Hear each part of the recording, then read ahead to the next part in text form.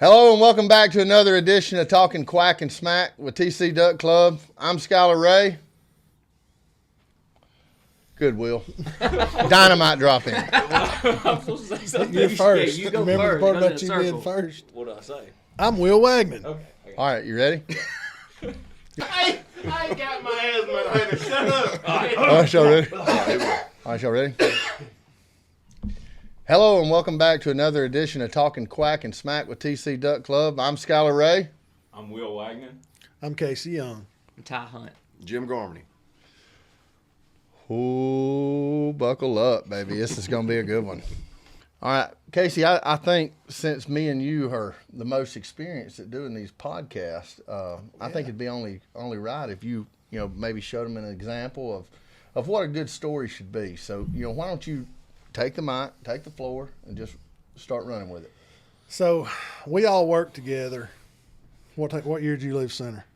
2010. I Two- think 2010. 2010. So starting around 2006, 2007, Skylar came on board. We all coached together and just had a great brotherhood throughout the years and a great life with each other as far as trying to make sure nobody got the upper hand. We always playing pranks on each other. So I called, or I went over to Jim's one day and he wasn't at home. And Jim's a pretty soft target most of the time. So we took the tailgate off his truck and propped it up behind the house. So I wait till Jim's supposed to get back from the beach, and I call him. Man, what's going on? Do I have a good time at the beach? He said, I can't talk to you right now, man. I got the sheriff's department over here. I said, do what? He said, yeah, man, I got the sheriff's department over here, and somebody stole the tailgate off my truck. When we pulled up, I noticed that, and once we got in the house, they had ransacked the house and stole the televisions and several things out of the house. I was like, oh, man, that's bad. I'll let you go. And I hang up, and my mind is spinning. Man, there's no way, because they check that tailgate for fingerprints. My fingerprints are all over it. Surely Jim won't think I did that. So I just get in the truck and go over there, and I'm like, dude, what's going on? So somebody broke in your house? He said, no, but you got my tailgate off my truck. Man, he had me hook, line, and sinker. So and the pranks go on from there. What about him coming? Tell him about him coming around behind your house. So me and my family was having a nice quiet supper one night at the kitchen table, and we're just sitting there eating, like families do, and all of a sudden a car just comes right by the back window, right, and just screaming and hollering. I'm just sitting there eating or whatever, and Leah was like, "Who was that?" I said, "It's just Skylar." And I just kept on eating. So I just let it ride or whatever, and all of a sudden, a little while later, I called Skylar, and I said, "Hey, man, what you doing?" He said, "Oh, nothing, just hanging out." I said, "Hey, I got to let you go. The cops are here. Somebody drove around my backyard and busted my septic tank." I said, and I just hung up on him. Just right there, just hung up on him. So he rocks on about 5 minutes later, and all of a sudden my phone rings at Skylar. I said, "Hello, Skylar, I can't talk right now. I'm talking to the police." And I just hung up on him again. It wasn't 10 minutes. He pulls up in the driveway, and I just laugh and whatever. No, one time you called me back and said, hey, man, can you bring a shovel over here? No, I didn't call you back. You showed up with 2 shovels. Whatever. No, you showed up with shovels going to help me, and I guess expected me to use one because just me and you. So I got him on that one. Yeah. It was a lot of fun. Jim was good at the long game as anybody out there. He would let it sit as long as anybody out there. But, talking about, working together or whatever, when I was doing my student teaching at the middle school, I done my student teaching with Jim. And, at lunch every day, we had duty-free lunch because, we taught all day. And, Geese. ooh, son, September 1st. They're dying to come see us at TC Duck Club. But anyway, back during those days, we'd have duty-free lunch, and me and Jim would get in there in the gym when nobody was there. Me and Garmin would get in there and start shooting basketball. Well, you got 2 guys in there playing, it's going to get competitive, and we're not wanting to like twist an ankle or whatever, but we're it gets in pretty competitive, and we're playing Cal like for money. Serious. Like we're betting like big high stakes game of cow, like, hey, I bet you I bet you a Coke tomorrow at break that I can beat you. You know, Jim never would want to pay up. Like, I mean, Crawfish. he'd crawfish on you. He would, like, he'd play, hey, man, you want to play cow? Hey, let's go in the gym, man. You don't want to eat in the lunchroom today. Let's just play. Like, come on, we'll just skip Sounds an lunch. awful lot like you. No, no, you wouldn't. So anyway, I get up on Jim, and he owes me like the vending machine plus what's in it. Like, Jim wouldn't pay up. So anyway, I was like, dude, we got to come up with something, you know, to make this, you know, still like competitive, but like, you know, because nobody's going to pay up. Like, I'm not going to pay Jim. Jim ain't going to pay me. And Jim said, hey, I got an idea. He said, what if we played for licks with a paddle? And I said, all right, yeah, I'm in. Because at this time, I'd won like 4 or 5 games in a row. You know, and you know how it is. You know, if you're feeling it, that goal looks like a dang wash tub up there. You know, and man, like I said, I'd won 3 or 4 games in a row. So I thought, man, this would be a good idea. So anyway, I mean, I'm already expecting just to wear old Jim out. Well, I got up there, you know, and I lost like 113 games in a row. Like, Jim's beating him to death. Jim has dang near gave me scoliosis. I mean, he has severed my spine in there in dang athletic shorts. You know, the kids come back in the gym. You're like, y'all line up, get in line now. And you know, fighting back tears because Jim has just spent like literally like 4 days in a row of just wearing me out. Yeah, I got hot. Oh, Jim would go. I mean, he was like making up stupid stuff, like kick it off the rafters, and when it bounces, you shoot it backwards over your head without looking. Boom, it's going in. So I mean, like these stupid shots. He worked. So anyway, he's becoming Michael Jordan in the gym or whatever, and I'm sitting there just taking a dang stern beating, like I'd stole something from him, you know. And anyway, that rocks on, and we're over watching the. Like Alabama or Auburn or Georgia or somebody's playing football. And all of our wives are over, you know, and all the coaches were over. And I had just got a new set of mud tires put on my truck. And Jim was over there, you know, and he said, I bet. And it was raining. It was raining. Like, it was raining as hard as it's ever rained. Like George Clooney, perfect storm rain, straight down. And Jim said, I bet that Duramax won't go across the field. I bet you can't hot lap that field. I said, you want to bet? And he said, yeah. He said, what do you want to bet? And he said, I bet you a belt whipping. Ain't no way that Duramax is going around that field. I said, all right. I want to see Larry's tire towing. I said, you know, and it's 8:30, 9 o'clock at night, you know, and I said, all right, hop in the truck. So like there's 15 of us, wives, coaches, husbands, everybody there crams in the extended cab Duramax 2500, new set of mud tires. We get in there, crank that thing up, pull it down into drive, and we come down the field road, cross the bridge at my old house. You know, we come across the creek, and I already had it in four-wheel drive high, and we just clicked that baby into tow haul, you know, where it turned a few more RPMs, and matted it. And I come by this old hog pen on this dirt road and hit, you know, just red, slushy, just terrible gumbo, just Alabama red clay. And that thing just breaks sideways. And we're running 75, 80 miles an hour down this dirt road when we hit the plow ground. And we're sideways. And that truck is literally running 80 miles an hour sideways. And we're supposed to be going straight, but it's just sideways. And man, we are just as wide open as it'll go. I mean, blowing black smoke all over everything. And we come out there, and that truck just nearly stops, and it starts bouncing. Boom, wop, wop, wop, wop, wop. And it starts to get straight, and it's all but stopped. And then front 2 tires catch the dang field road and start just pawing. And that front end's bouncing like a basketball. And finally it mounts and comes on up the hill. And I backsteer that thing. Like, I mean, do my best Burt Reynolds, man, like Smokey and the Bandit. I'm backsteering that thing, and we're just Tokyo drifting that thing across the field. And finally, we come back to the house, and I get out, you know, relieved that I'm not fixing to get whipped with my own belt in my own house by my buddy in front of my wife and kids. But old Jim, he walked straight in the house and never said a word. He He just grabbed the door facing. He just grabs the door facing, and I hit Jim like he was a rabid dog with his mouth around my daughter's neck. Y'all, what? You didn't have to hit me that hard. I took it like a champ. But he took it like a champ. Yeah. But it's all the time something like that. Yeah. I mean, all the time.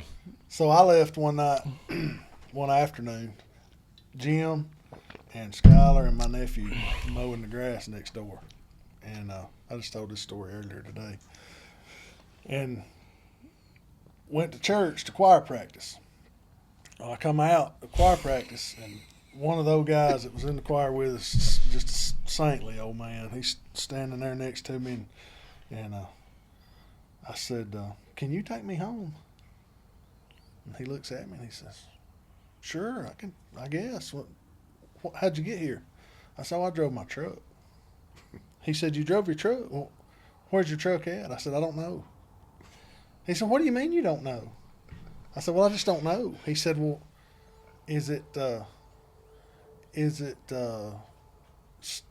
like somebody get it? I said, yeah, somebody had to get it because I didn't leave in it. Obviously, I'm here. He said, well, did you leave the keys in it? I said, oh, yeah, I always leave the keys in it in case somebody needs it, He said, I can't believe this. I've never heard of anything like it. I said, well, let me ask you this. Will you take me home? He said, sure, I'll take you home. So we get in the truck, and the whole time it's just questions, all these questions he's asking me. Well, I was like, I just leave a key in it, and he said, do you know who got it? I said, not exactly, but I got a pretty good idea. And so we go off the hill there at Piney Church, and when we come down to the foot of the hill, we get to the meat market. I said, there's my truck right there. And these guys had took my Ford Explorer and my pickup. They took the Ford from the house and my pickup from the church and parked them at the meat market with the hood up and had a piece of plywood stuck under the hood. It said 4SEL, for sale. Then you couldn't find your keys. And then I went to I said, turn back around. He went back, took me back. I called Jim. I looked at my phone. I was like, oh, God. I said, Jim, where are my keys to these trucks I've left down here at the meat market? He said, I don't know what you're talking about, dude. Trying to play it off. And finally, I said, Jim, I'm going to come to your house. I'm going to hurt you bad. Where's my keys? He said, just a lot of times people will put them in the gas tank. I don't know, but just check the gas tank. Just see if somebody might have put them in the gas tank. So I did, and the keys were in there. Then you said, come right now and pick me up. And let's go get my truck. We got to go get both of them. Okay. I had about used up all my good favor with my brother from the church. I needed some more help, but it was something like that all the time. Well, another good one, you're talking about cutting grass. I've had some great help cutting grass. Tanner at that time was helping. His brother Huey was helping, and I've had several coaches and players, through the years that I've either coached with or played with. But Jim was just salt of the earth, man. Jim was never just he was just even keeled, just didn't really get excited, and we'd been cutting grass all day, and it was hot, just July hot. And we stopped in over here at the Shell Mart and got us a Gatorade.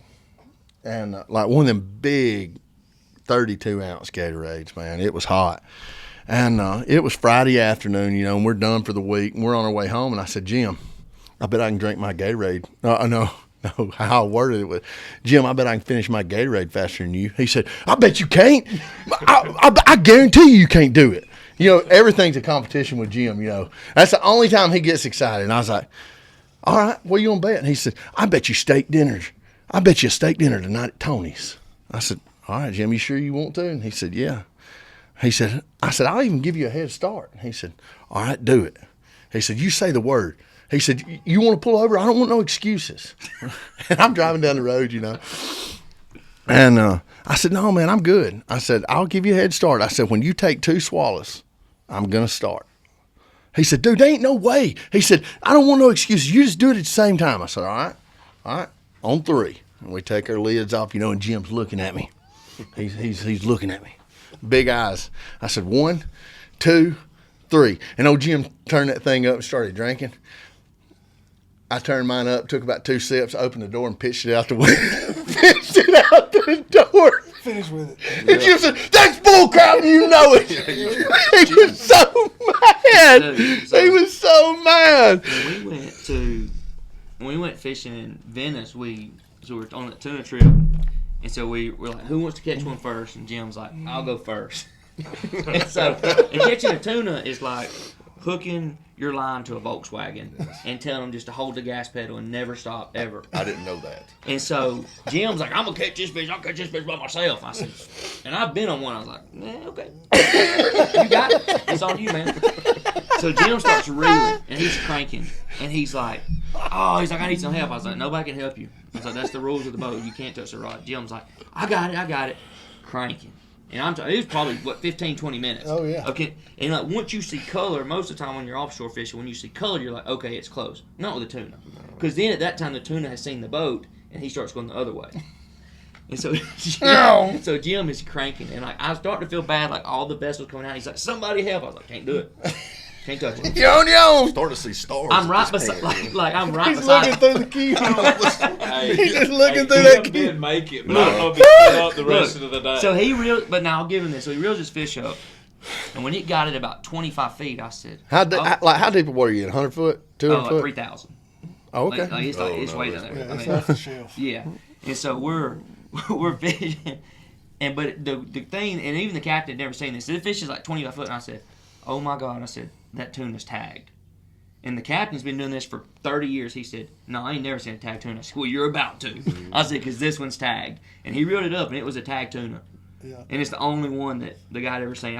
He ended up keeping the tag, but I really don't know if he stood up the rest of the day because it was about 114 degrees. No wind. Zero it was wind. as flat as that lake. Yeah. No wind. It was so hot. Yeah, when we went out, we were running 70 miles per hour So for 95 miles. that guy would take that net and he'd dip a big net of that bait out and he'd pitch it, and then they would pitch the loaded bait in there with that big wad of bait.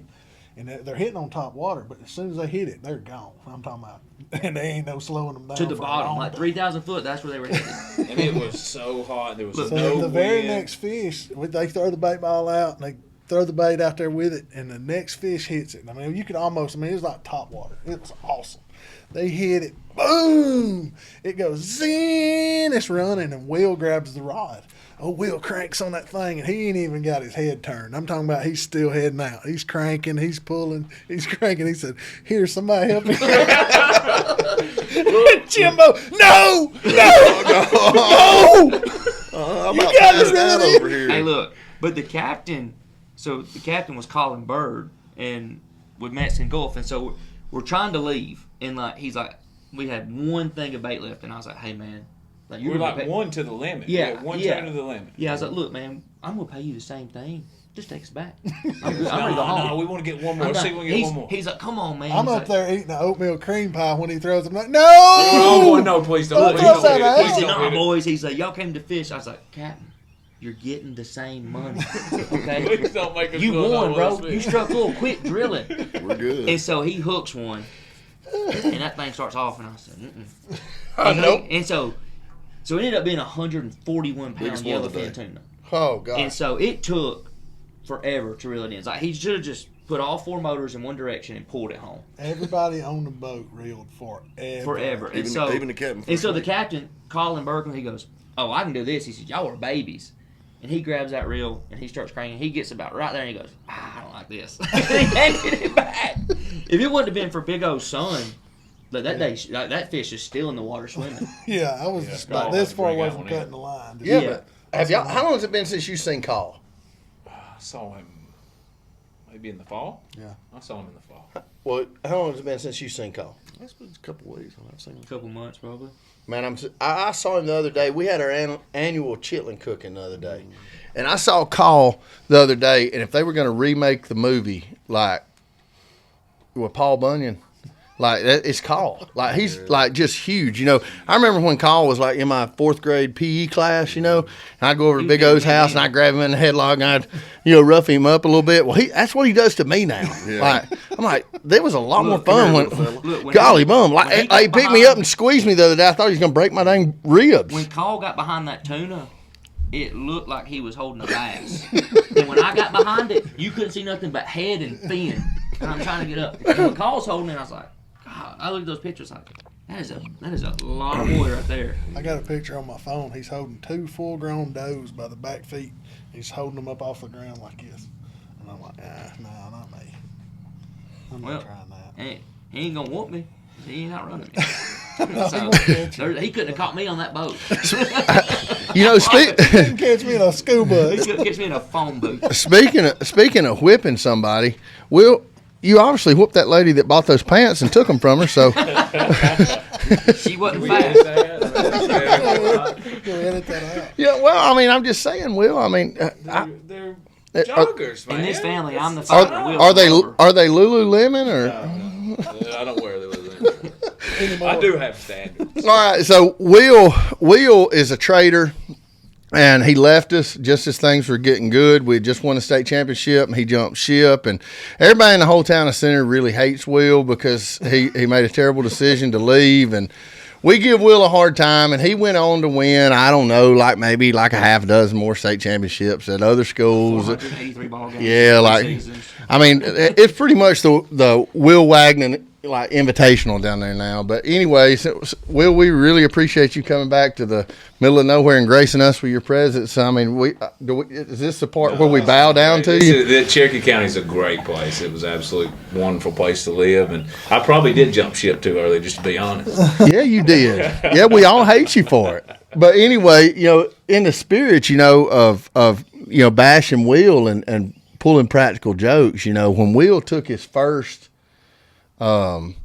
head football job, we're all like, man, you don't want to go there, man. Just, we're all trying to bash Will into staying, but what about us? We can't go with you. You got to stay. So anyway, Will goes and he turns his back on all of his lifelong friends and, really the whole town of Center and, just ruined our lives really. But anyway, so Will gets his first head job, and he goes down to Mumford High School, which is in a neighboring county down the road here in Talladega County, and he takes the job, and he's trying to turn the program around, and we schedule him on a Monday night game, and that particular year, we had some young kids, on the JV team, and we go down to Will, and I knew Will enough to know that his team would be really well coached and this and that, but as much time as he was having to spend on varsity, we had old Will pretty well figured out, We know who the head JV coach was. Who? My dad. And I'll tell you a story in a minute. He probably still don't want to talk to me. So we go to Mumford, and we had put in all this exotic stuff, like all of our stuff that we use on Friday night, like for special situations. Like I just made that our base offense. Like we had these 2 twin boys on the football team, and they were just fast as lightning, and we'd get tackled over unbalanced, so we just move over, so we'd have the tight end and tackle over here, and we were just sending a guy. Who does that in the JV? Yeah, I mean, We're ready for we couldn't beat Will. I mean, he had 47 kids up there, and I knew he'd play kids down so he could beat us, just to say that he beat us. So anyway, we're doing all this exotic stuff and ended up winning, running 2 plays all night. And if we punted, our quarterback was our punter, so we just fake the punt and throw it down the field. So the next year he comes to Center, and he jumps out on this is a JV game, it's like the Super Bowl on Monday night, for these kids, and Who was running the clock that night?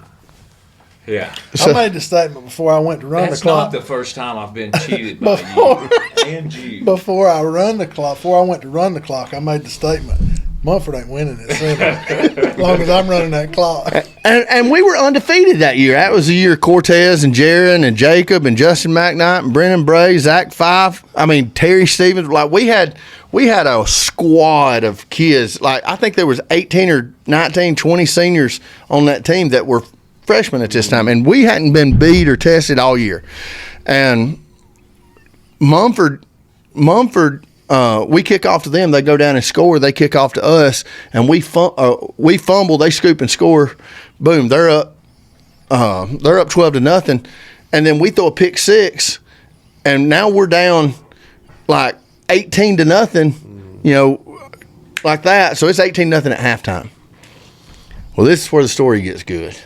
So I'm over there livid, you know, and nothing's going right for us. And I go in, and I'm walking all the way in, you know, thinking, man, I'm getting embarrassed by Will. And Will's just sitting over there, you know, and him and Troy's down there, and everybody's having a good time on Mumford sidelines. And I'm thinking, I'm fixing to go in here and just chew them out. I'm thinking, man, we played about as bad as we could play, and we ain't had the ball. There ain't no sense in just going in and just ripping them. And I got to thinking, got it. So I go in, I said, look, we've played as bad as we can play.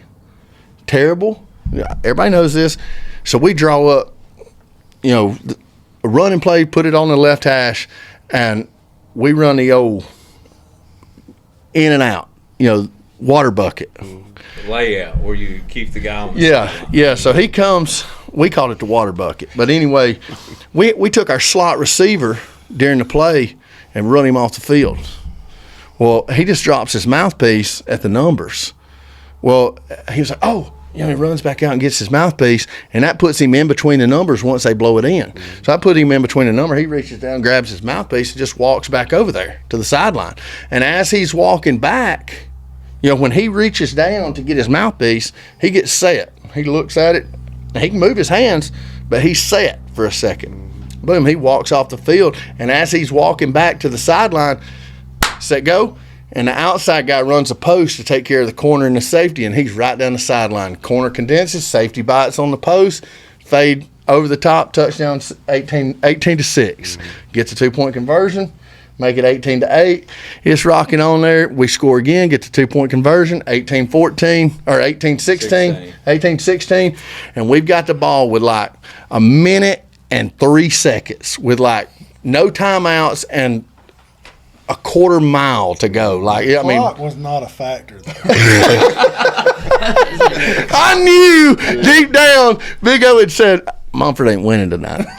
So we get in this exotic formation, you know, and we've got everybody like double stack, diamond formation. Like we're empty on Monday nights, you know, and we just put our best guy over here. So Will's like playing, like as soon as we lined up in it, timeout. He calls everybody up there, and he's drawing up all this stuff to make sure they're lined up right, which is exactly what I wanted them to do because, you know, they're pulling linebackers over. I really just wanted him to bring over here and match us because if he brings everybody over here, we're going to play one-on-one over here, not all over the field. So anyway, we go down, and the minute and 3 seconds on the clock turned into like, I don't know, like 15 or 20 minutes. We was going to play all night when we got ahead, I can tell you. Exactly. So anyway, ran when it needed to and didn't run when it didn't need to. Look, I'm talking about, we had plenty of time, scored with like just in the nick of time to win. You know, the clock ran out right then. I don't know. And the good guys did prevail in this one particular like situation, but Will's dad came over and he said, I can't believe you do that to these kids. I'm real competitive in the first place. No. Well, then on the other hand, you know, it's anytime you go against, you know, your best friends. I mean, that even you know ratchets up. Then you have a questionable hide the man on the sideline call that. You know, could be questionable on whether that's legal or not. And then you have a clock operator who's blatantly cheating for the winning team. Absolutely. So after the game, I'm pretty hot. Like I'm trying to be nice because y'all are my friends. But I'll tell you when he stopped trying to be nice. So I go up to Big O here, and Big O starts singing me a song because we were the Mumford Lions. He queued it up. He queued it up on the dadgum loudspeaker. Away, in the jungle, the mighty jungle, the lion sleeps tonight. When he keyed up, we throw the winning touchdown. He cues up the line kick, and it was hilarious. I'll never forget You it. mad about that? Oh, So look, he acted like you had spit in his face. That probably moment in time, I had decided never to talk to him. I mean, I've gotten past it since then, but yeah, at that point in time, I was never going to talk to him. For the viewers that don't know, Mumford is blood red, not crimson, not burgundy, blood red. And you couldn't tell where Wagnon's hat stopped and his face started. He was so mad. Oh, it was too good though. But Jimbo did cheat me one time. I did on a not. competition fishing. Remember No. that?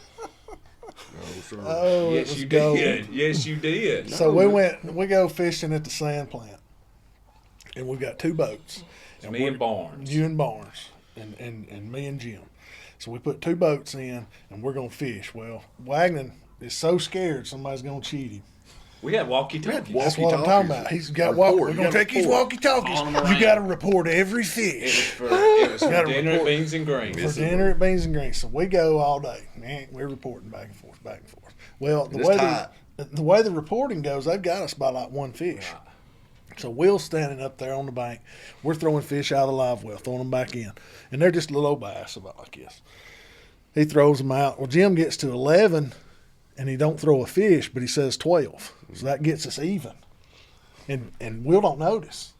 So we're even. And he gets to down, we got caught a big crappie. Good crappie. He throws that Crappies crappie. don't count. He, Well, hold on. he throws that couldn't crappie see it. out, and he says like whatever it would have got to 15, 16. Throws that big crappie out, and Will looks at it and says, "Well, that was a good one." Thanks But for he ends up and he throws that last fish, and Oh. we're 1 ahead. We have The whole won. time, y'all, I was like, why are they counting? We did it on the walkie. We won. Like, goodness. there's no reason for So, us to so count. we've won. Then he goes to the rule book. The rules were you had to report every fish. Man, I don't know what to tell I'm you. like, I mean, dude, we just beat y'all. I mean, what are you talking about? And we actually got let's beat go. by We're 2. hungry. Let's go eat. So we start saying, we're going to go eat. Y'all just buy our supper. And he goes So mad. bananas. I probably overreacted a B-A-N-A-N-A-S. little bit right there. And he On the way to Beans and starts Greens. talking about my size. He starts talking about Jim's nationality. And we were like, well, you had Barnes. And he starts chewing Barnes out. Barnes can't catch a fish. Barnes didn't catch nothing. I had to carry Barnes all the way. Oh, it's so ridiculous. Oh, it was precious. So here's the funny part though. So we get down to the restaurant, and Mr. Competitive, he's still just bald the He's whole just- time. he's just we're- eating like you. He's It's just like eating, somebody's gonna and steal he'll his look food. up and he'll just say some kind of derogatory, inflammatory remark about my size, and then he'll say something about Jimbo's nationality, and then he's just yeah, he's on us, you know. Well, we get up there to pay, and I'm like, Coach, let me get this. Y'all really won by 2, and that was worse. Yeah, it was. Like, That yeah, was see, worse. I would already- That's I would when already- he went over the moon. Just no, because we had tricked him and made him think he had lost when he'd actually won. And I'm telling you right now, those young ladies that work at Beans and Greens not calling the police that night, I really appreciate that because he went nuts on me. we just trying to have fun. We had fun. He did Oh, we I had a did blast. until y'all cheated again. again. Well, that was the first time you cheated. You cheated the second time. Well, me and Ty,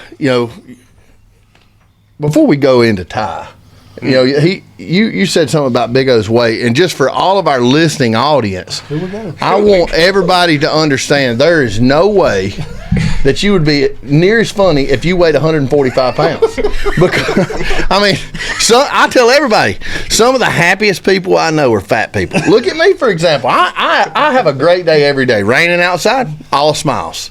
Snowing, the power goes off. Hey, I'm good to go. I mean, I have a good day every day.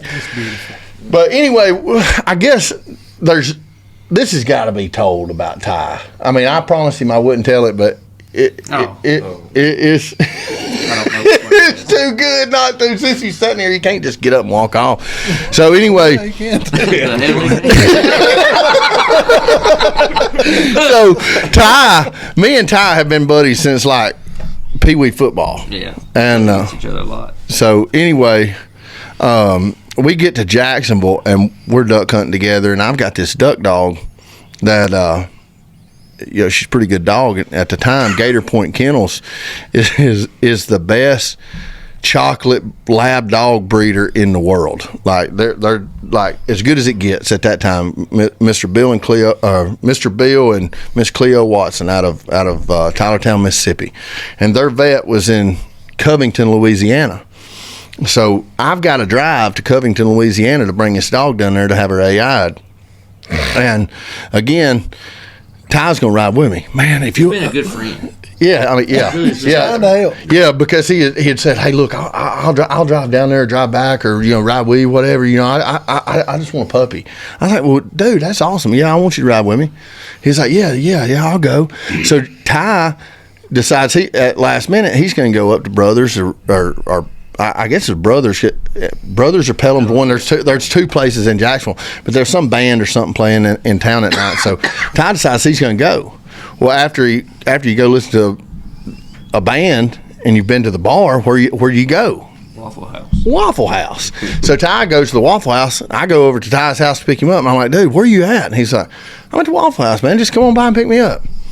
And so anyway, I leave Ty's house, go to the Waffle House, get Ty, and now we've got to go back to Ty's house to get his dog, and we put it in the kennel. And we're driving my dad's Trailblazer. With a handicap tag on it. With a handicap tag, so we can park close to the door if we need to stop and go use the restroom or whatever. If anybody saw us, they would think we were handicapped. Mentally. So anyway, we picked Ty up and we get to Cooter Brown's right outside of Jacksonville on 204. We're a mile and a half from the house. Not even. And Ty's dog takes the biggest, grungiest, stinkingest, big diarrhea double do that you have ever smelled in that kennel. Is it all? Inside the cab of that Trailblazer.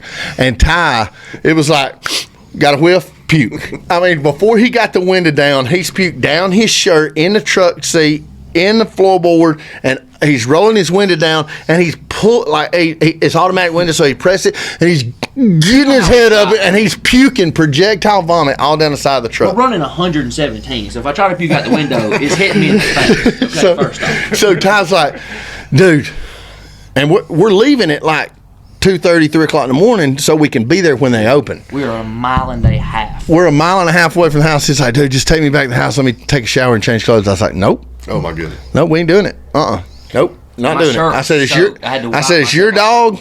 I ain't being late. I got to go. I got to get Mia down there. We got to go. So anyway, Ty just starts undressing, and he's like wiping the puke off of himself, and he's wiping, and he just starts throwing clothes out the window. So we've got puke in the floorboard, dog crap in the back, and two dogs in my daddy's vehicle. And I'm like, to express how bad this dog crap was, we had to put the kennel in a car wash to clean it. A bare kennel in a car wash to clean it. That's how bad it was. Awful. And at this time, the dog had kind of walked it down into the kennel real good. So I mean, Ty's like pressure washing it. He's out there in shorts. He's out there in shorts and no shirt and no shoes, and he's pressure washing his flip flops and his dog kennel. So we get loaded back up.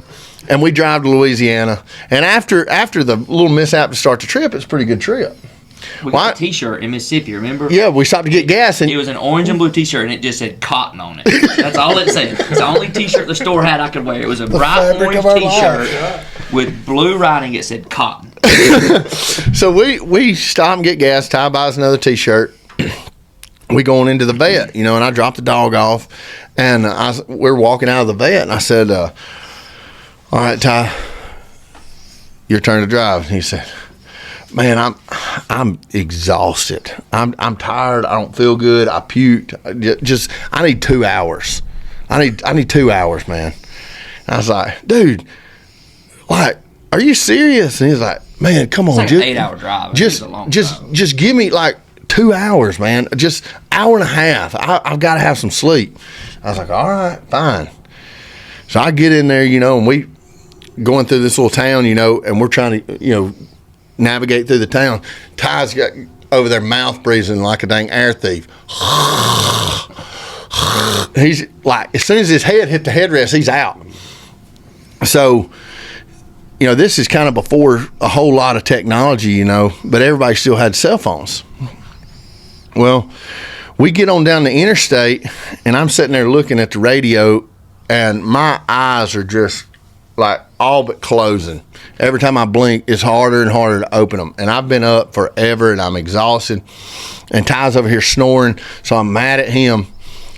We still got puke in the floorboard, and the car smells awful. And I'm like, this dude has rode all the way down here, and now he's going to sleep on the way back. I was like, I'm finna get this dude. So I just run the clock up 2 hours on the radio. I mean, I run the clock up 2 hours.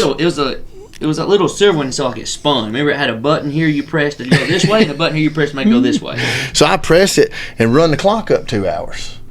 So I just shook old Ty's leg. I said, all right, man, you don't have to drive, dog. I'm tired. I said, can you drive? He's like, yeah, man, I feel good. I feel good. He'd had like 15. He's like, look, man. He starts pointing like, so my attention goes there. Look.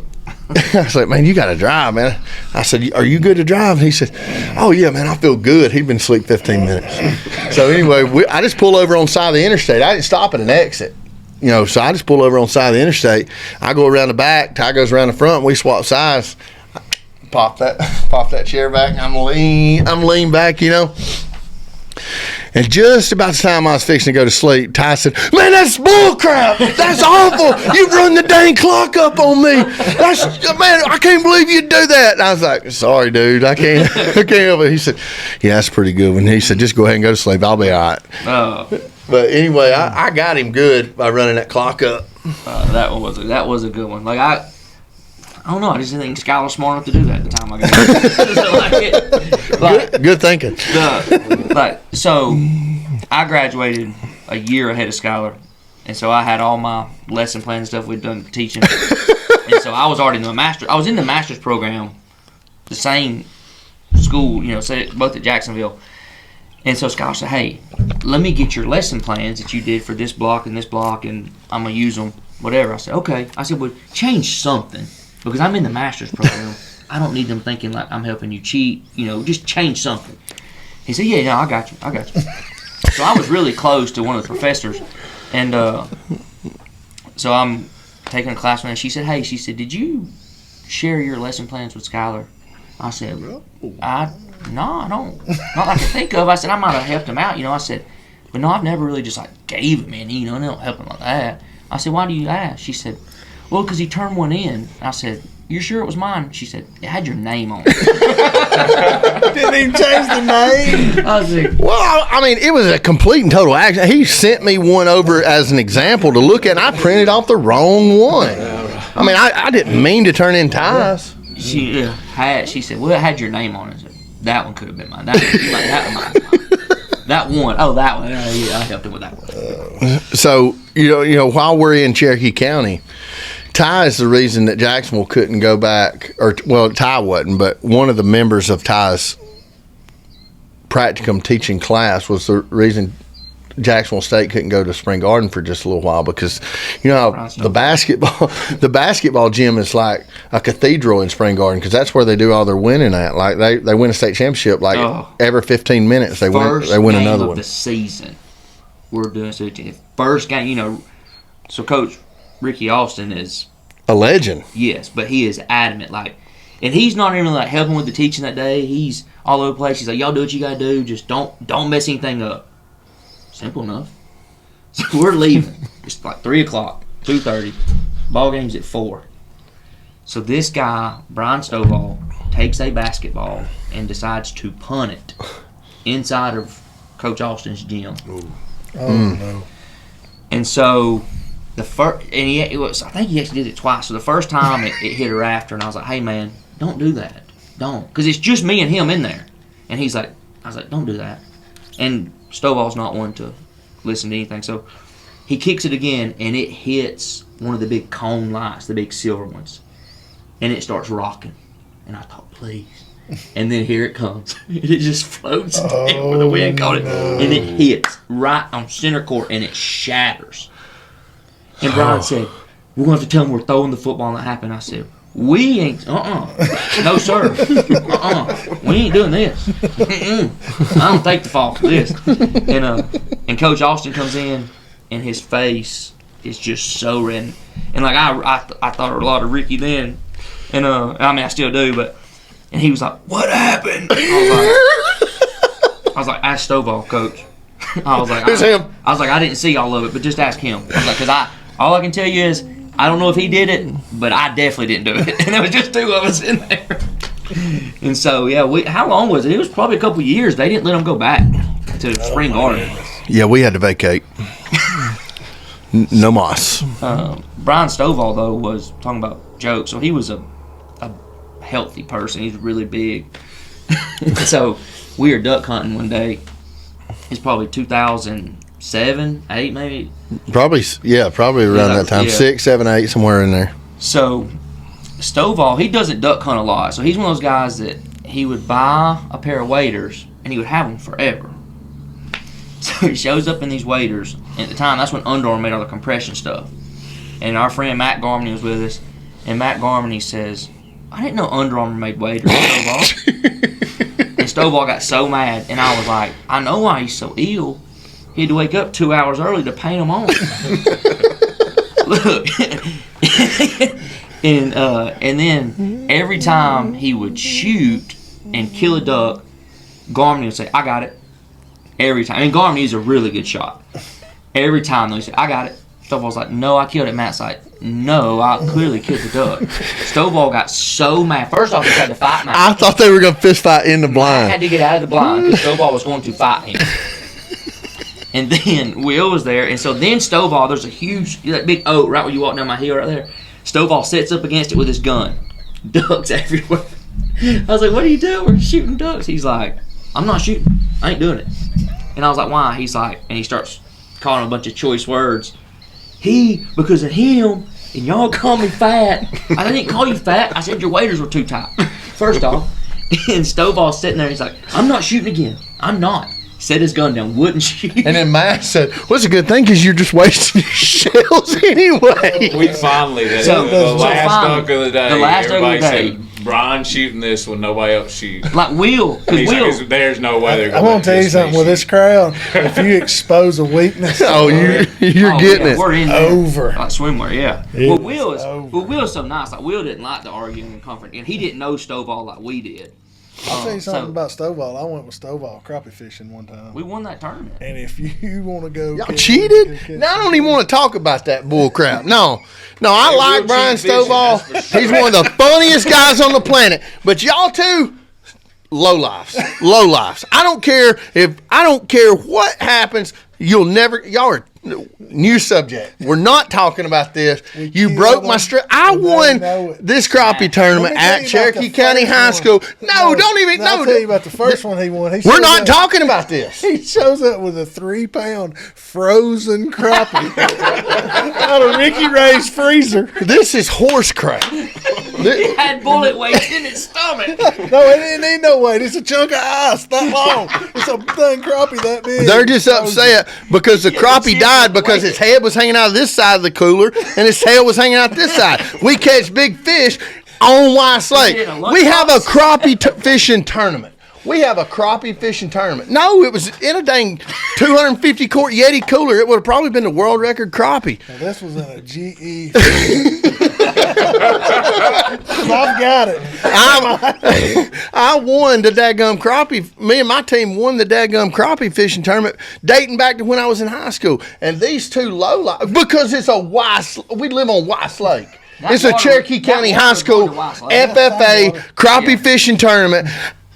And he's the dadgum FFA advisor. He's the ag teacher. He's the guy putting it on. And he goes and fishes a dadgum pond. No, we didn't fish a pond. You're a liar. Y'all was the powerhouse. We fished below the dam. We fished below the dam on the powerhouse side. Because Stovall said... You know the guy I called this morning sitting on the seawall? That's where they fished at. Monday morning fishing clubs where they fished at. Me and Will and Jimbo's been to the Monday morning fishing club. We fished on the powerhouse side, and they were pulling water. I know this on the other side of that dam ain't Weiss Lake. I'm still the FFA crappie champion. Me and Ryan They Law. paid me like I won that one. Me and Ryan Law and Ricky Ray won the dadgum crappie fishing deal, fair and square. That's so fun. Y'all cheated us. You cheated America. So, the very first time, so that, like, Skylar and I had known each other, playing football and stuff, and so we're at Jack State, and a lot of times I would, like, walk or jog to class, and so, like, I'm going, and I hear this truck coming, that huge Z71 had, and I hear, wah, wah, and I thought, good, this guy's going to kill me. Who is this? And he pulls up on the curb at the Grub Mart right there. It's so nice and freshly manicured. He pulls up on the curb, rolls his window. Where are you going? Class, Skylar, we're in college. Oh, well, tonight we're going to have a party over here. See you there. I was like, I'll come over there. So I go that night, and it's duck season, and they're all like, man, we're going to duck hunt. I said, and at that time, we hammered them at our place. And I was like, we can duck hunt tomorrow morning. Skylar's like, I'm going. I was like, okay. Took a few people, and so Skylar said, well, so first off, so we get there, and the time we didn't have the roof on our blind. It didn't like that. It was small. We've doubled the size of it. And the brush was just kind of leaned up. Yeah. So and we're in a little box. But we had a hole cut for the dog to run out of and come up that ramp, you know. Mm-hmm. And so the roof was actually a tarp, and so it was me, Skylar, Ty Griswold, and Ben Atchison. And just to set the stage for our listening audience, you know, because it's different everywhere in the country. United States is a big place. But around here, if it's shooting time and there's ducks there, one in the hand's better than two in the bush. We don't live on a flyway. We've got a bunch of ducks. But if they're there, you need to be harvesting them if you want to. So go ahead and embarrass me. That's fine. So we're sitting pick on the fat guy. And so we're sitting there. Doing the club. And here comes this greasy, good-for-nothing ringneck. And it lands about from here to that wall. I mean, it lands 12 foot from the blind. And so I'm sitting there, we're calling, we're looking, and there's probably 150 guide walls above us. They're locking up every time they come by like guide walls do. And Skylar's creeping forward in the blind. And the dog hole now, he gets his gun out the dog hole. And I'm doing it. And I said... And so he had hung out with Ben and Ty Griswold a lot more than the time. And I said, what is y'all's friend doing? I said, stop him. And they were like, Skylar. He said, I'm about to kill this duck. And I was like, Skylar, please don't move. So 150 guys. I said, look up. And here they come. I mean, guide walls just start, any movement, they're usually gone. And they pointed and we stood up, and I think we killed like 11. They stood up. I shot that ringneck out of the dog door. That was the first. That was, hey. Well, he told me not to move, and I'm right here, and it's like, don't move. And I was like, what? It's like, don't move. Look up. And I went like this, and I saw them gab walls, and I said, cheek welded right back down on it. And they said, kill them. And they started shooting them, and I boom. Look, I was water swatted that ringneck. That is the first ringneck I'd ever seen killed in that duck hole. That didn't come to the blind, though. I didn't miss him, just for the record. No, he came in. He come up the dog ramp. But that was like, I was like, this guy, I was like, has he ever duck hunted before? And then now, of course, he's killed every duck in the world. I mean. That was the one that started it all. Yeah, like. That was the first ringneck I'd ever shot. That's why I wanted to kill it. I'd shot them gab balls before. So that was like, so my duck spot was really the only place I grew up duck hunting. I never got to go anywhere else really. And so I thought every place would kind of be like mine, and so Skylar's like, hey, I got a duck hole in Sandrock. Let's go over there in Round Mountain. He said, let's go hunt it. And I'm like, awesome. We wake up early, we go over there. We're sitting there, and he had one of those white, like, lawn chairs you sit in. It's got the rails on it and a 2 duck line. And I was like, where's the ducks at? And we sat there all morning. He was like, it's not a good day. I was like, but y'all kill him here, right? He's like, we have. Dude, we would go, golly bum. But he would hunt every day. Now look, I hunted every day. A couple years later, we hunted at barns, and we had those days where we killed 50. And so, he made up for it. But, man, I'll never forget. I was like, because in my mind at that point, I was like, I'm never going to duck hunt with him again. My dad always used to say that was just tuition in the college of knowledge. Because, there's no telling how many days we went and we'd push a flat bottom boat or paddle a canoe or walk through briars or whatever, to just take a chance at shooting like 1 or 2 ducks or a wood duck or whatever. But me and Jim was in this club, and Big O, and we was all up there, and I think you were with us this morning. We was up there at 411 at the Blue Hole. Yeah. So we're all in this club, we're going fishing, and we're all just no blind or anything. We're just kind of spread out. We're going duck hunting, not fishing. Oh yeah, duck hunting. Yeah, it's fine. We're kind of spread out, and we're all just kind of standing up next to a tree. Well, I find a tree that's blown over, and me not liking to exercise or really put forth a whole lot of effort to do really anything, I just decided I'm gonna sit down on this stump because it's like 10-15 minutes before shooting time. So can I interject right here? Yeah. So Sam Hunt was with us that morning. Yeah, Sam was with So us. Sam was with us, and we're sitting over there, and I don't mean to get on your story, but I got to tell it like this. You're going to love it. and we're Okay, I'll just take the reins. take the reins. So we're sitting there. Casey, take the wheel. Everything's just like Skylar said. Just sitting there. Skylar goes over here and he sits on the stump. The main reason is because that's probably where the ducks were going to come. Skylar would always situate himself for the shot. And that's, if you're going to kill ducks and be competitive, that's what you do. Or if you're the best shot in the group, if you want to take a good picture, put me where the ducks are going to be. So we're sitting there and the ducks start circling and it's duck time. And we can hear ducks. So we can see ducks. And ducks are starting to get like cupped and coming that way. And every time they come by, they'd get a little bit closer. And about the time it's time to shoot the ducks, Skylar hops up off that stump and screams like a little girl caught in a combine. Yeah! And starts throwing stuff, taking off clothes. And the funniest, so solemn look on Sam's face, he looked at me and said, "What's he doing, Big O?" The ducks are right there. I said, "I don't know, Sam. I don't know what he's doing." And he had sat down. I'd sat down on that stump, to take it easy, and just kind of wait, kind of camouflage myself. And I'd sat down in an ant bed, not knowing it. And they had waited and counted to 3 and bit him. Every one of them bit me at once. I don't know how many is in there, but all of them bit me. You see one of Every them one of little them. ants going, 1, 2, Boom! And man, I'm telling you, I couldn't get them off. I was raking them off me. I'm sitting out there, and it's in the 20s. Like the water is iced over. Like we had to break the ice to put the decoys out, because it's just little sheet water all over this place, and like I am down into my birthday suit. Everything's got fire ants all over it. And I'm just out there just backstroking, baby, just trying to wash them off. Just covered in ants. Man, I'm telling you, that's the most miserable hunt I've ever been on in my life. Sam looks at him and said, "What's he doing, Big O?"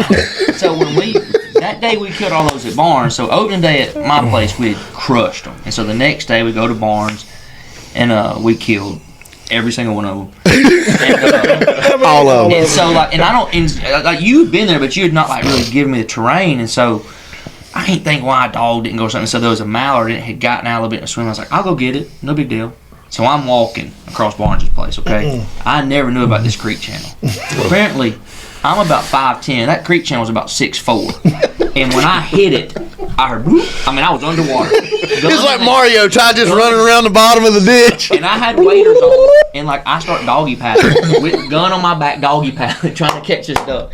I was like, I'm ready. And it was cold that day. It was cold. But the same day we're leaving. If you remember, Brian Sneed was walking. He had a mojo in each hand. And he starts leaning, and he goes. He trips over a log walking out. It was like Austin Powers when the guy's going to run over with the steamroller, and he's like, "Stop!" And he's 100 yards away. Brian's going. He's following. He was so mojo, and nobody helped him. And he has both mojos. He sticks them things down in the mud. And face plants right between them. And he's holding these mojos down in the mud. Ty's behind me, I'm behind Brian.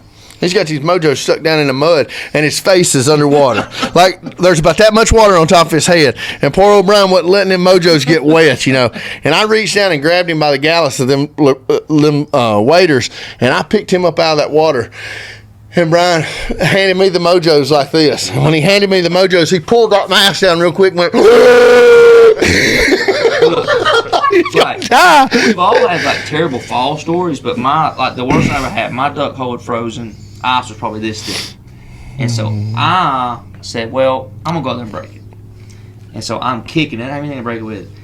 Well, I kicked a few spots. Well, I missed, and my leg went on top of the ice, and I'm trying to kick right, and so I fall flat back all the way down to the bottom on my back. And I just started growing a beard at the time. And when I got back to the truck, my beard was solid ice. Like, I've never hated duck hunting. I actually told people that. I said, I'll never hunt again. I will quit. I'll never go back. I was that miserable. And, because when Will's dad, Coach Troy, one time, he dropped his gun in the fell water. in and dropped his gun and come up. He didn't have his gun. It was like 20 degrees, and he is shoulder deep in it. So I was like, well, I'm going to have to go down and get it. So I had to go under and find his gun. This is before the hunt. And we're walking to the blind, and I find his gun. And when we get to the blind, everything's frozen. Like guns, us. It was so. But look, there's a ton of ducks that day, though. Ton of ducks. But I see what came out of that was Troy said that day. He said, "I'll never walk to that duck blind again." And he bought a Yamaha Rhino. And that thing. Look, in 2006, when he bought that Yamaha Rhino, we thought he had bought a Humvee. Yeah, he might as well bought us a helicopter. That's the greatest thing he's ever bought. It's the greatest thing ever. That thing, it was built for that, wasn't it? But look, man, Troy Wagner come in clutch with that thing. I'll never. He said, thing probably still doesn't have but like 47 miles on it because it's like 200 yards down there and 200 yards back, and that's the only thing it's ever been used for is go to that blind. But he said that day, he said, "I'll never walk there again." And I mean, it was cold, man. Because I was like, "I'll go home." Do y'all still have the Rhino? Does Troy still have the Rhino? He sold it, but we had it like up until last There year. can't be nothing left of it. Oh man, they still ran. Last year it still ran. So look, talking about things falling in and getting dirty. We were talking earlier about shotguns and going under and all that kind of stuff. So Will has decided that he's left-handed. You know, he does everything in his life right-handed, but he's decided, well, I'm a left-handed shooter. On the left eye, maybe. Yeah, whatever. So he goes and gets him the Benelli Super Black Eagle in the left-handed model. Well, he gets it. We go duck hunting up there at the Blue Hole Rock Hole.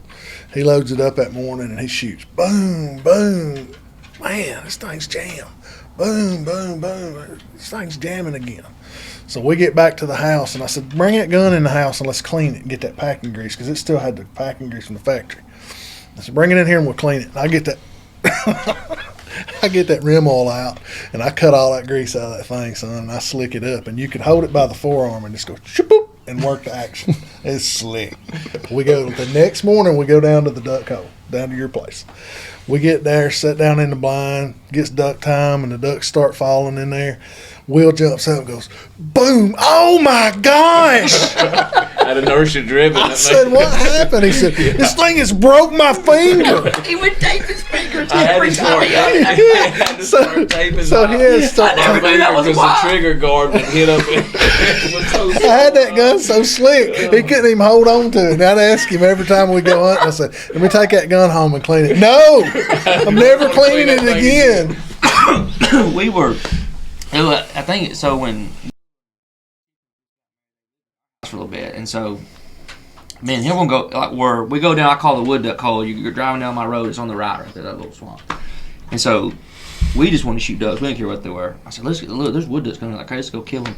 And so we sit in there, and Will, at the time, I guess it's gotten better, was not a very good shot. It probably hadn't got him. It probably hadn't got him better. Maybe because that was why I figured out I was left-handed. Yeah, maybe. So look, so I've killed. So we're hunting that morning. I've killed 11 wood ducks that morning. Okay, and we had a 12 duck limit. I've killed 11 of them. So I sat down and said, "Hey man, you gonna get this last one? It's on you." So and look, they're coming in. Come on, Daddy's gonna help you. I got one hook. You want to reel it in? I had eye surgery. So Daddy's gonna help, son. Prop it up on Daddy's shoulder. But these ducks are coming in like this high, because we're in the timber, and they're coming in. And those ducks come in. I thought he was gonna shoot me. So like they make a circle around a tree, and Will twist, and he looked like a Twizzler. I mean, his feet were facing this way and his head was facing that way, and he's shooting all of them. And he only shot 3.5, if y'all remember. Oh, yeah. That's all he shoot. Go big or so go he Moderation's for cowards. Yeah, right. He lost his foot in that last 3.5. He shot it and just straight in the water. And I'm like, man, you okay? He got up, and we got number 12, but I'll never forget, like, he twisted around like a Twizzler. I was like, I didn't know a human could bend like that. I'm going to go back to a coaching story talking about Will's athleticism. So we go to Scottsboro, and it was the game to end all games for officiating. And I'm not going to bash officials because I know that it's a hard job. But we get up there. Will do that in a second. I love officials. We get up there. We end up like 3rd and 35 or something, way behind the sticks. And they throw another flag. When they throw the last flag, and it's going to be 3rd and 45, Wagner loses it. Just complete and total psychotic loses it, and he's screaming, he's hollering, he's trying to get me to help him scream and holler, and he's recruiting people to help him scream all over the sidelines. And Tripp says, "Get him back there on the bench before he gets us a penalty." Well, I turn, he's to my left, and I turn from Tripp to my right, and I grab Will. And when I grabbed him between his knees and ankles because he was jumping up and down, screaming. And I had to work him back down like a little kid. Work him back down like a little kid. I said, "Coach, now we got to go over here and sit down." "Put me down!" No, Coach said you need to go sit down. I got to take you over. I think we had something like 20 penalties. It was awful. It was Look, that was the drive. Was it not the game where the guy before the game had the Nerf ball? Yes. And they had that Z71 And from he 50 won it. yards, and they had that window. The just window was barely let open, down. And he drilled it. You don't remember that? Kids got more fired up by It that was than I've ever seen him fired it up. was like it was during warm-ups, and some kid gets it was like Spirit Week or something. He gets drawn out of the student section, out of the crowd, and just a student, not a Scottsboro football, like not a good one. No, it wasn't a good football. It's And like it's a sweet truck. It's like a Z71. Yeah, it's a Z71. Like every kid on our team would. I wanted the truck. Yeah. I mean, it was a nice truck. It was almost Some nice. car dealership. It was almost nice as Buck. Now, whoa. The ultimate outdoor truck. Scan the QR code at TC Duck Club. On Facebook, Instagram, TikTok. We're on YouTube and Spotify, but Buck, hey, nationwide. Shipping that baby right to you. He is nice. I'll give him that. It's unbelievable. He's down there pawing the pavement now. You hear him? Back to the story. But anyway, this kid gets drawn out of the dadgum crowd, and he throws this football from the 40 or somewhere, like 30 or 40 He yards. could throw it that far. Like it was a And the window was cracked. Yeah, it was I mean, barely he wasn't like cracked. halfway down. Like it was not even halfway. I mean, this kid goes out there, and of course, their student sections yelling, and our students, our fans, their fans are, everybody's cheering for this kid. It's before the game started. This kid takes that ball, boom, and he just throws it, and it goes up. Looks like Brett Favre let that baby go. Looks like he shot it out of a jugs machine. And I mean, no wiggle, no wobble, no nothing. Boink, right in the middle of the window of that truck. And he wins the dadgum truck. Donuts would leave that You I blew the motor up. Guy from the car lot's thinking, Look, no, but look, y'all remember that is the same game. Like that game, Fort Payne lost so much money, or whoever. With Scottsboro. Because at halftime, that girl kicked a 30-yard field goal and won like $2,500. I remember that They too. got a girl out there, and they're like, she's going to attempt this for $2,500, and she would have hit it from 45. She smoked it. Wow. I didn't remember that. So we've all bashed each other just about as long as we can, but we've got time for one more story. So we mentioned this place earlier. We mentioned this place earlier in the podcast, and it's a local restaurant, eatery, if you will, that is near and dear to our hearts. It's in the Pollard's Bend community, and anytime you go duck hunting, that means we're not going to be home until after breakfast most of the time. And Beans and Greens at this time had a great breakfast buffet, and we all go to Beans and Greens, and we're sitting there eating breakfast, and we'd had a good hunch, and all of our buddies are sitting around. And for those of you that don't know, this good-looking, handsome fella, not you, Fat Jesus, like a hangover. So this good-looking guy on the end right here, joggers on. yeah, wearing Jogger guy. wearing his daughter's sweatpants. He is super athletic. Played at Jacksonville State, receiver, great football coach, and you can tell by looking at him, he's pretty athletic. So we're sitting there eating, and in this restaurant, like most restaurants in a small town, there's a group of older gentlemen that come in there every morning. It's just the regular crew, you know, and we're only weekenders, you know, so we're, you know, sitting at another table, and, you know, one of the regulars is an older gentleman, don't know his name, and he comes up and he's kind of walking with a cane, got his Liberty overalls on, you know, and you can tell, I mean, if you own a pair of Liberty overalls and you wear them out in public, you're my kind of folks, you know. You go tuna fishing in Liberty overall? Oh, yeah. Why wouldn't you? Why not?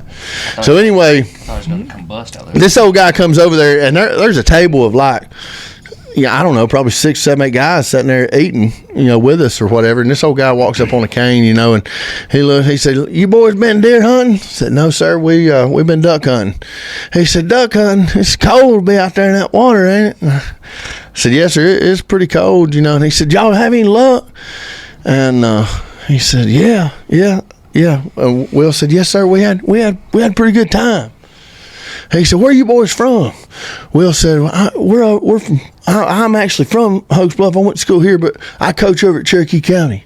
He said, "What do you coach?" He said, "I coach football." He said, "You do?" He said, Will said, "Yeah." He said, what do you coach?" He said, "I'm the offensive coordinator." He said, "Y'all had a pretty good year this year, didn't you?" He said, Yeah, we won the state championship." And he said, "Did you play ball?" He said, "Yeah." He said, "Where'd you play at?" He said, "Well, I played high school ball at Hogs Bluff." He said, "Then I played at Jacksonville State." Or he said, "Then I went on to Jacksonville State." He said, "You went to Jacksonville State?" He said, "Yeah." He said, "What'd you play down there? Cheerleader?"